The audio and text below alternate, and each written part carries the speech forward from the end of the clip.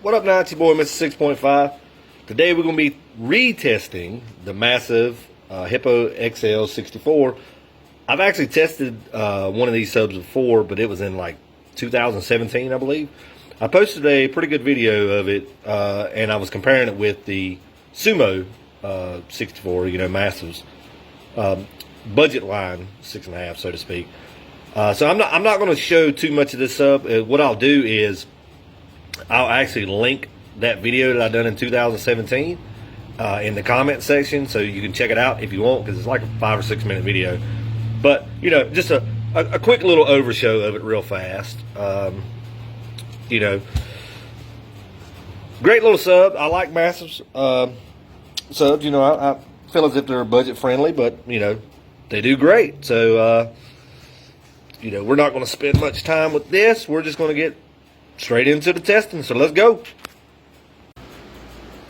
Alright, so test vehicle is a 2-door XJ Jeep. I bought this thing a few years ago. I bought it strictly just for competing. So basically what I done was all the quarter panels and all are 16-pound density 2-part foam, so it's completely solid. The inside is all 190 mil and 225 mil Vibraflex, followed up by 2 layers of Noiko. You know, the roof is as well. The in front of the B pillar is pretty much steel stock, you know, with the door panel, the console, all that stuff, the seats. Really all the work was done from the B pillar back. I'm running 2 Sundown Audio SCV 4Ks. They are strapped. My test box, is a variant of a Series Tune 6 order. The Massive sub's loaded up. You know, box is called Sniper Box. Reason being is the artwork that my daughter done. The box flips around when I actually do the test runs, but this is pretty much what we're working with here. Just to let you know. Alright, so we're loaded up. There it is. Meter format is Outlaw. Driver's door is open. Passenger side sealed up. Back sealed up. Mic's in this gig here. I'm actually going to run the vehicle from the outside. Sub is rated at 300 watts RMS. So we're going to do 100 watts to begin with, and then we'll go from there. We'll do 100 watts, 300 watts. Its max rating is 600 watts, so we'll do a 600. We'll probably do a 1200, and then we'll see what it makes. But all right, so I've got the track on repeat. The track might reset in the middle of it, so if you see a little spike or whatever, that's typically what that's from. But here we go, 100 watts.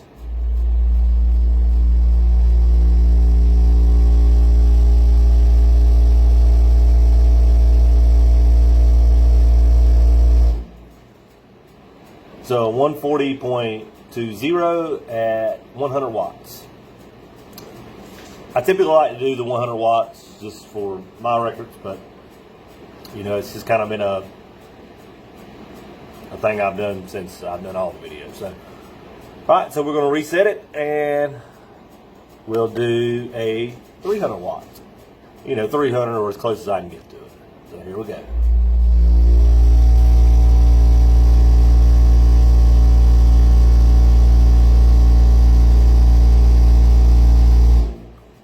Overshot by 7 watts at the very end. But a 143.66 at 307 watts. Now, I've actually tested a HIPPO XL64 years ago. At the time when I tested it, I didn't have a TermLab Magnum, so I couldn't clamp power. But I'm going to splice that little bit here in this video and let you see what my results were back then using a completely different vehicle, and now now that I've got my SPLG, how much things have changed. It's your boy Mr. 6.5. Got a single massive HIPPO XL64 and the sniper box. Mike's in the kick. That's how I meet her on the single sub challenge. So let's see if it holds together and what it'll do.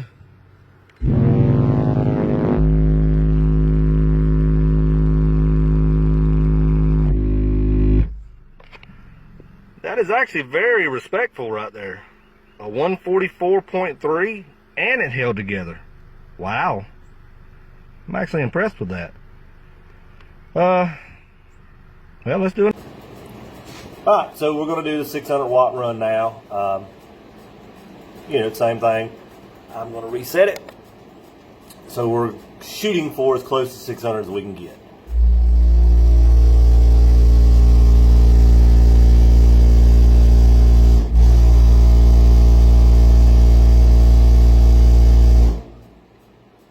I could have rolled in it just a little bit more, but in fear of overshooting pretty bad, I just stopped there. So 145.89 at 591 watts, close to 600 watts. So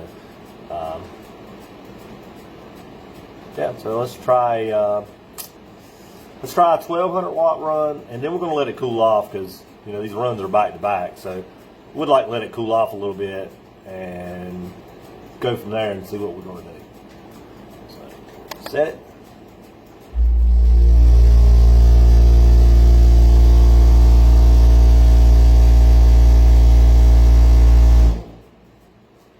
A 147.68 at 1216 watts. Alright, like I said, I'm going to let it cool for a little bit. And we're going to see exactly what this thing will do. Alright, so we charged it back up, ready to go. Let it cool off for a few minutes, you know, just because those runs were back to back. Same thing. I'm going to do a little test bump just to make sure that we're still measuring power and everything. And I'm going to let the track reset. Alright, so we are measuring power. Alright, so here we go.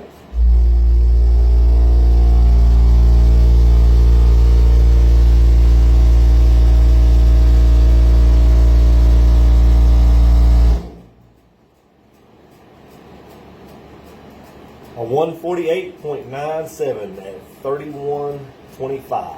And I'm pretty sure that did kill it, but it actually rolled in that power pretty good. Let me double check and make sure, see if we put the amp in protector or anything.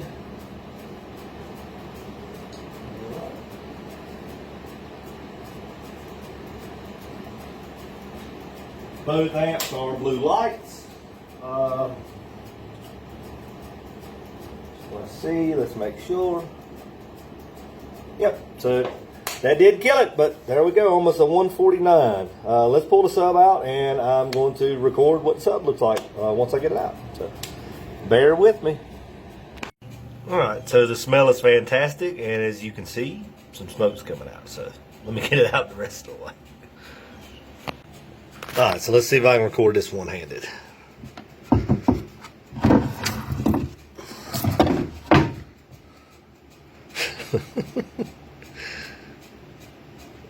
I'd say